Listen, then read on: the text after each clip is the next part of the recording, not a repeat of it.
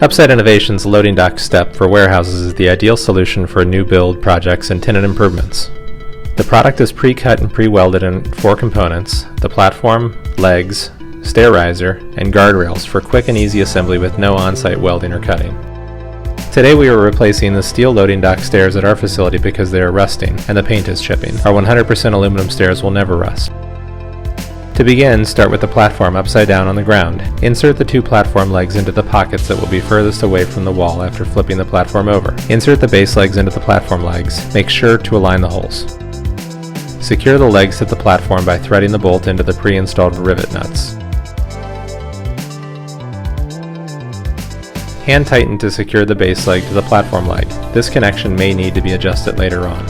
Notice that the platform legs have a 6-inch slot, and you can slide the base legs up and down within that slot.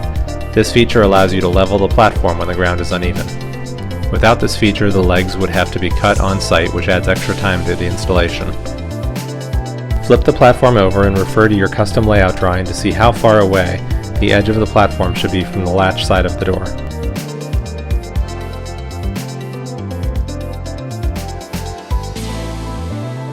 From underneath the platform, use the 4 holes in the platform as templates to drill into the building. Insert wedge anchors to secure the platform to the building.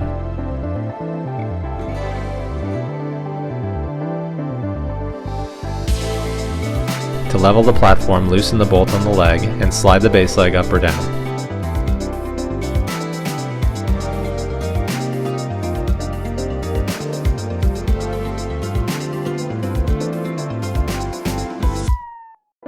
Rest the top of the step riser onto the flanges on the platform. Secure the step riser to the platform. To secure the step guardrail to the assembly, simply set the guardrail's angle plate against the step riser's mount plate on both the top and the bottom of the step riser, and bolt it together. Set the rail end mount up against the upper step rail post and secure it.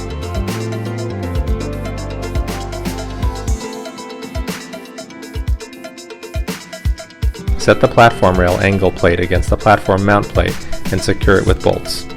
Lastly, we need to anchor the 4-foot plates to the ground, 1 anchor per foot plate. Make sure all connections are tightened. The assembly is now complete.